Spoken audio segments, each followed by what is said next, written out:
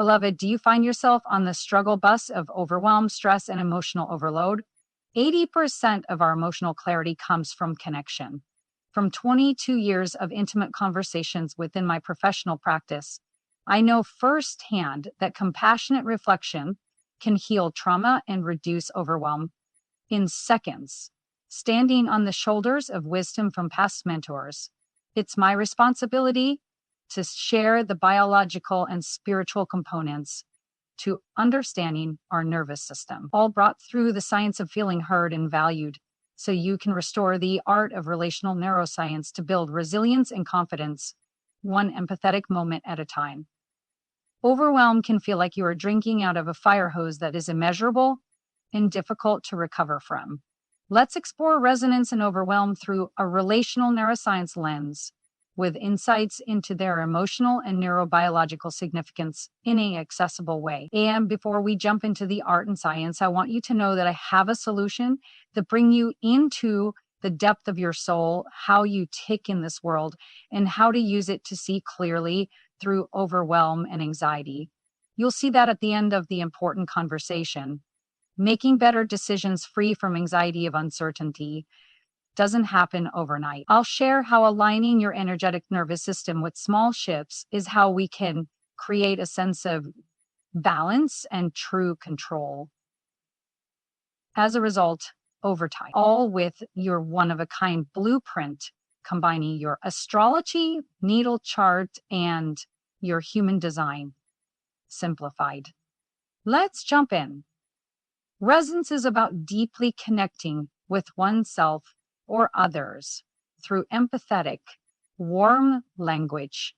It engages the right hemisphere of the brain, promoting emotional regulation and facilitating healing by fostering a sense of safety and understanding. You're feeling weighed down, and that's understandable, to yourself or another. This activates neuroregions like the insula and prefrontal cortex, supporting rewiring for self-compassion and emotional clarity. Self-resonance involves addressing oneself with kindness, akin to a supportive dialogue with a trusted confidant. For instance, you're frustrated and that makes sense. Leverages neuroplasticity to shift self-criticism towards self-acceptance, strengthening internal emotional security. Overwhelm, by contrast, is a neurobiological state where excessive input floods the brain and body, impairing processing capacity. The prefrontal cortex disengages, the amygdala heightens reactivity, and individuals may experience fight, flight, freeze, or collapse. Responses: overwhelm can be exacerbated by trauma, which disrupts the brain's perception of time, causing past distress to feel perpetually present. A time travel resonance approach, offering empathy to earlier versions of oneself, can soothe these moments, restoring a sense of agency. Resonance serves as a powerful counter to overwhelm, articulating the intensity with warmth, such as, "This feels incredibly heavy right now," calms the nervous system. This practice can be applied individually, with a partner, or in community settings to alleviate isolation. In collective contexts, such as addressing shared concerns like environmental stress, group resonance, acknowledging mutual emotions, can shift paralysis into constructive action. It validates feelings while fostering hope and connection. Practical applications include resonant writing, where individuals journal with self-directed empathy, or examining limiting beliefs, such as "I must always manage alone," and gently releasing that. Consistent small acts of self-kindness cultivate long-term resilience. To engage with these concepts, consider practicing self-directed resonant language or exploring group settings that emphasize empathetic presence. These approaches underscore the transformative potential of compassionate connection. Your inner monologue sounds like a rejected Alanis Morissette lyric, and any optimism you possessed is now playing varsity-level hide-and-seek. You're Cinderella's stepsister in this fairy tale, and those shoes were never meant for you. You could use a little hope. Yeah, the thing people love to tattoo in cursive on their rib cage next to a butterfly. It's the kind of word that feels like it should come prepackaged with a glitter pen. Studies show hope leads to significant gains in performance, happiness, and overall well being. It's like happiness on layaway. And the alternative, not good. People who feel hopeless are more than twice as likely to die during follow up periods in studies. So, hope can make a big difference in your life, but how do we get more of it? And that's why we need to tap into it like an emotional fracking rig. It's about taking action. Hope involves believing the future will be better and that you have a role in making it so. It's belief with a shovel and an old pair of boots. Optimism is a bias. It can have positive effects, but in difficult situations, optimists struggle. Hopeful people shine because hope involves pragmatic action. They think the future will be better than the present. They believe they have the power to make it so. They recognize there are many ways forward, understanding that none are free of obstacles. These concepts allow you to believe so fiercely in a better tomorrow but sometimes we feel overwhelmed. We are in protest of how the world is moving. We long to have agency in difficult times, to help people we care about. We wish we could make things happen the way we want, for the planet to be safe, for people to be fed, for us to maximize the beauty of human potential rather than losing everything to greed. The problem is that we are in an internal battle with reality. When we ask ourselves, what is mine to do? The answer feels like everything. This is, as I said, a case study in Overwhelm. So, how do we bring everything we know about neuroscience and resonance to this dilemma to make things more livable for ourselves and let us access our deep love and our sense of agency?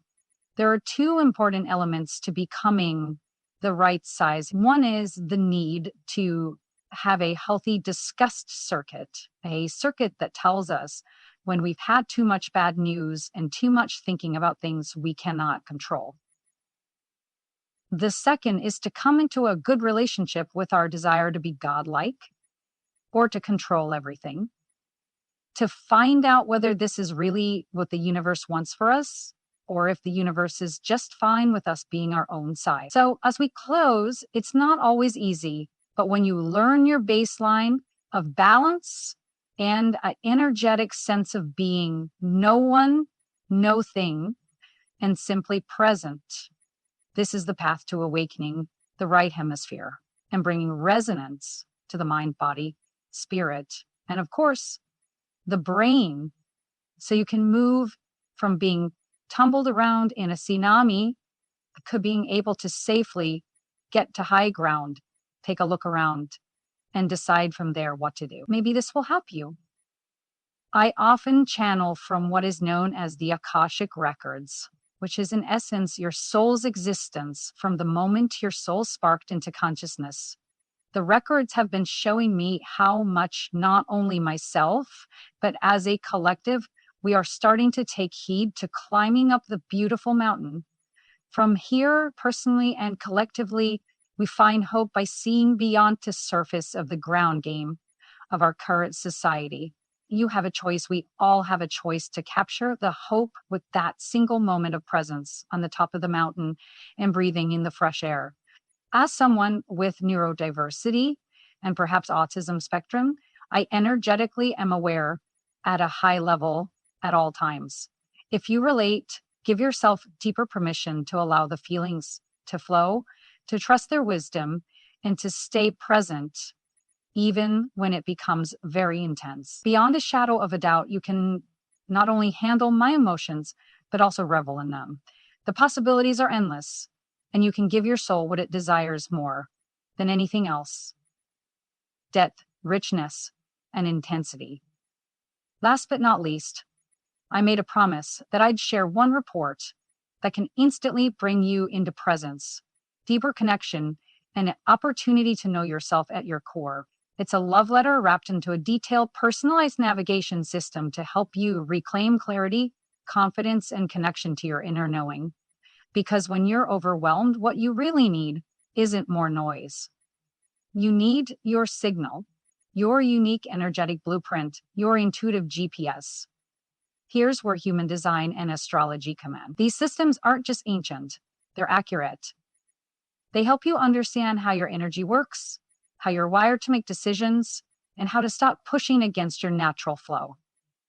Human design shows you how your energy is meant to move. Astrology reveals the timing and themes shaping your life right now. Together, they give you a compassionate, cosmic permission slip to stop trying to do it all and instead do what's yours. The intuitive one of a kind blueprint is your shortcut to that clarity. Inside, you'll receive the following: a deep understanding of your energetic signature, practical tools to manage your time, mind, and emotions, a 12-month astrology transit guide tailored to you, a personalized audio journey perfect for ADHD brains, a workbook to track your growth and timing, an Akashic hypnotic journey to reconnect with your soul's wisdom. So in the end, this isn't about resonance. It's about remembering who you are when the world gets loud. When you feel hopeless, scattered, or like you're falling behind, this blueprint will whisper, "You're not broken. You're just out of sync with your design." And then it will show you how to come home to yourself. Hope isn't wishful thinking. It's aligned action. It's understanding your energetic rhythm and working with it, not against it. That's what this blueprint offers, not just insight, but integration. Not just astrology, but agency. You'll receive your custom report, audio, and workbook within 24 hours. Let's take you from confusion to clarity, from burnout to brilliance. Let's heighten your intuition with less effort. Share your birth info, and let's get you back in flow.